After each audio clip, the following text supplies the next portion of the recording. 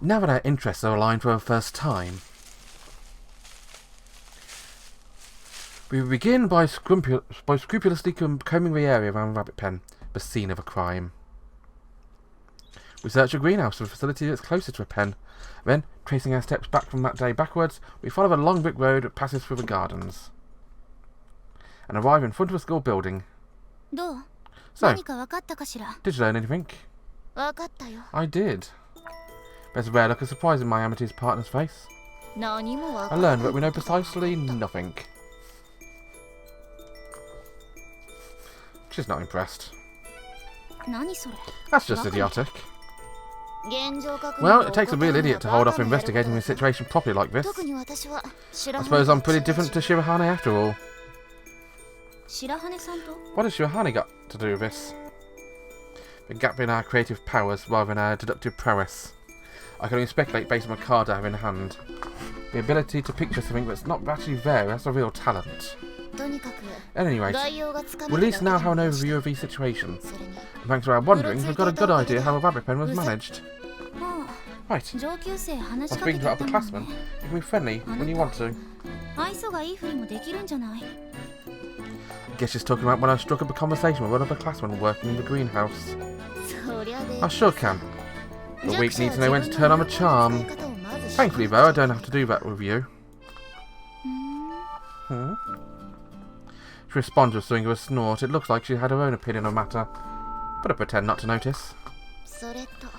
And we did hear some encouraging information. It seems that the gardener was pruning the courtyard all day yesterday, so we might be able to narrow down who went to visit the rabbits during the morning.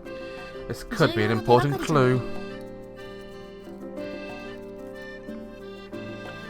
While this is an important factor, we won't be able to find the culprit with this alone. After all, you can get into a rabbit pen without stepping foot in the courtyard. It was a happy accident we ran into Takasaki sisters too. We're planning to have another word with them after class. Now, in other words, once we're done with the cooking club activities. I could have spoken to them during break and it wasn't the right time. The children themselves probably wouldn't have minded, but with everyone totally on edge, the present and down, I just didn't have any nerve to walk over and start talking about the incident. First, I'd run us through the movements of the day with Rabbit's appearance. Could you go over them again? Well, I can tell from expression she would rather not. Since she'd agreed to help my investigation, she can hardly say no. Frowning, she starts to repeat her tale. Ringo Sasaki was the first to proceed to the rabbit pen. After finishing her lunch early so she could go see them. There was no one else with a pen at that time. She then entered the pen, carrying hay from the rabbits. Ichigo Sasaki arrived just as she was feeding them. And that's where I noticed something was wrong. Yes, I noticed that some of the baby rabbits were missing. Takasaki pauses for breath, and with a faint smile she adds, and one more thing. Found our prime suspect. We sound very pleased about the fact we found exactly what we wanted to suspect. Our prime suspect, huh? What's the matter? A potential suspect popped up without having to invent them out of thin air. Isn't that great? My response? It's baloney. She's talking about the suspect the Sasaki sisters spoke of.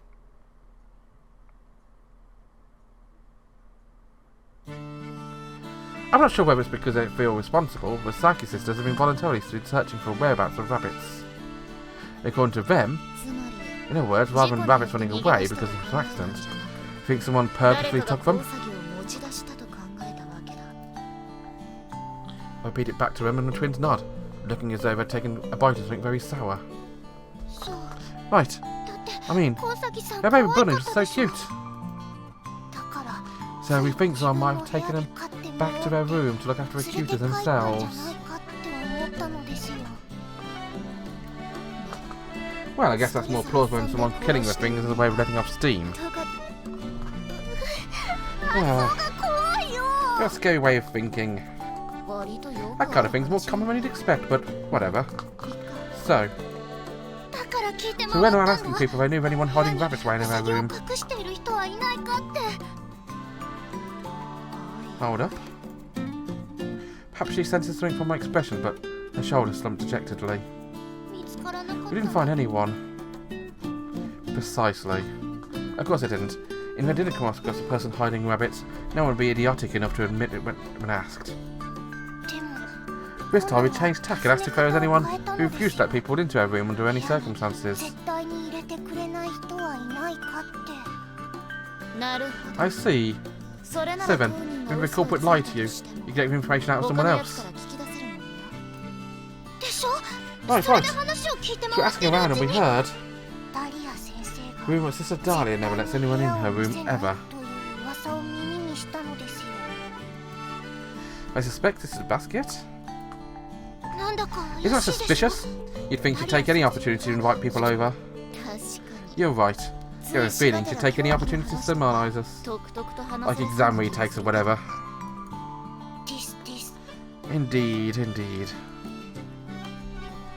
It's a little suspicious, however.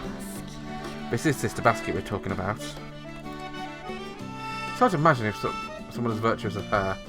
Mrs. Saki's look around and leaning close. Also, it's just a rumour, but apparently one student heard a bleating of a sheep coming from a room. The older sister addresses me.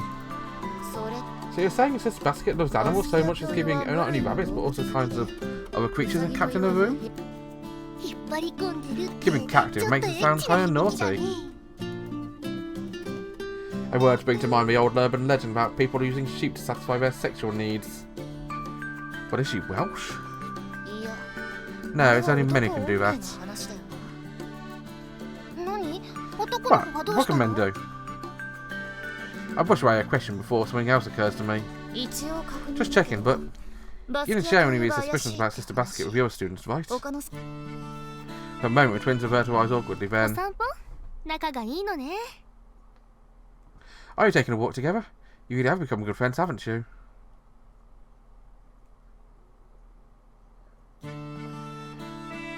Reminiscing about my conversation with Sasaki as I'm suddenly interrupted. Ah yes, we're best buddies. I should have present as a sarcastic rejoinder. It really is wonderful when Amitié partners become friends. Oh, I'd say we're more than just friends, wouldn't you, honey?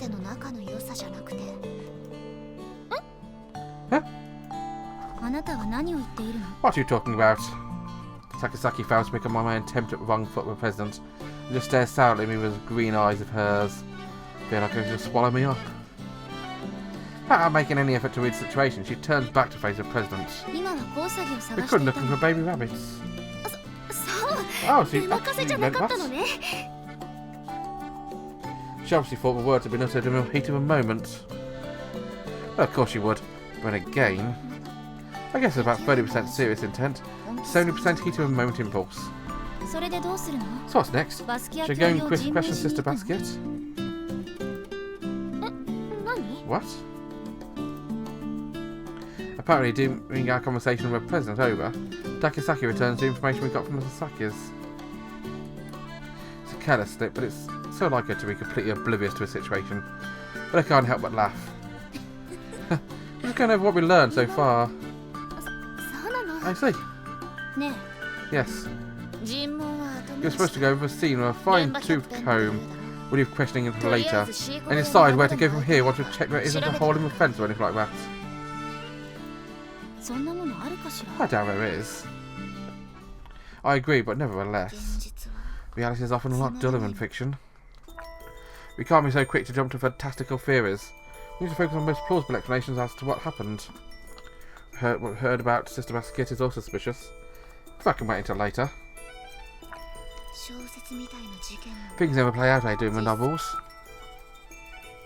Once in a crime where the newspapers in real frenzy, the badge of a certain religious organisation was found at the scene of a murderer. It was irrefutable proof. The police investigators as well as the press couldn't believe there was any way the culprit would commit such a grave error, which was reckoned as a false lead. The organisation in question also insisted they were being framed, and everyone believed them. In the end, though, it turned out the organisation was responsible for that crime. People sometimes regard straightforward reasoning with suspicion, and against their better judgment, but in reality it's often correct. I'm not like Shirahane. I'll stick a mental tag on anything I've deemed important for my investigations. The information we got from the other classmen in the greenhouse. The things I thought important to the Saki sisters' tale. Our time frame is between 7:30 and when we finish taking care of rabbits. And 12:30 when Ringo Saki visited them after lunch. So there's plenty of time during the morning for someone to take the baby rabbits. I'm staring down the ground, mulling over two possibilities. It was intentional. It was an accident when... It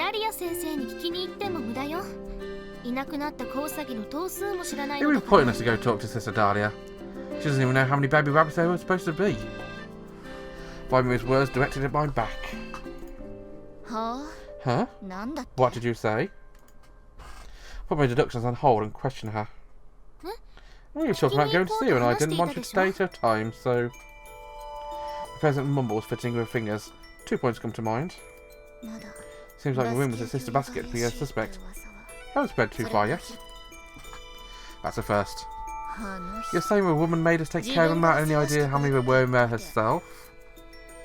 Oh, that's a second. Well, even if I did hear something about baby rabbits being born, I don't think the other teachers would have known of the exact number either, so... That kind-hearted peasant doesn't want to seem like a sister was alone in the dark. But... Well, I guess that makes sense. I only know because I was the one taking care of them after all. To be honest, if you had nothing to do with them, you probably wouldn't even know any more than the fact there were some baby rabbits being born. Unless you were to inquire further, as I'm be considering. Excuse me. I'm startled by a sneeze from somewhere above my head, and both the President and I stare at Takasaki. It's getting chilly. It's July, it's the height of summer. Oh, it is very chilly. Actually, I'm taking rabbits and babies are sneezing a bit too, weren't they?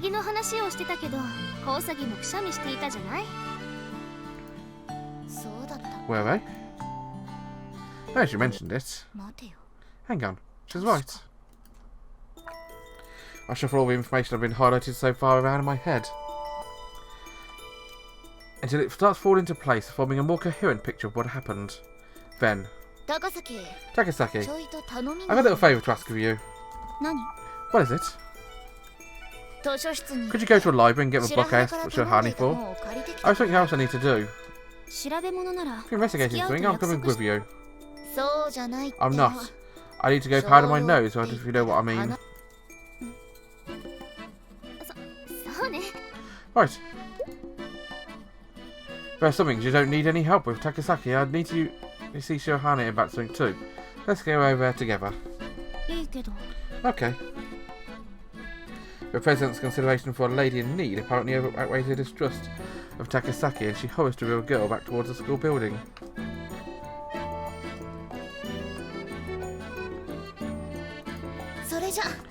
I'll be counting on you, honey.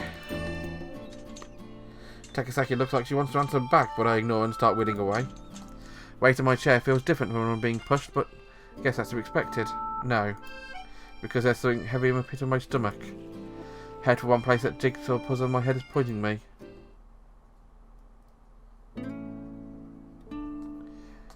Back in my room, I scan through the table of contents. Aha! Just as I thought.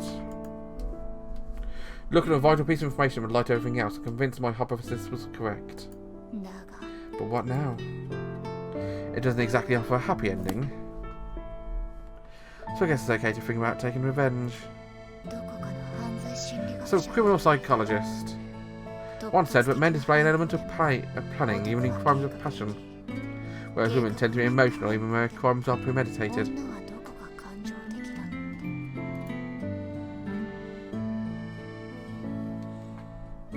And this is a crime shot through with emotion. Business turned out to be more trouble than it's worth. The sun is descending into the sky, sending long shadows into a room to wrap around me. Feeling a slight chill, I murmur to myself and gaze out of a tree swaying in the cool breeze.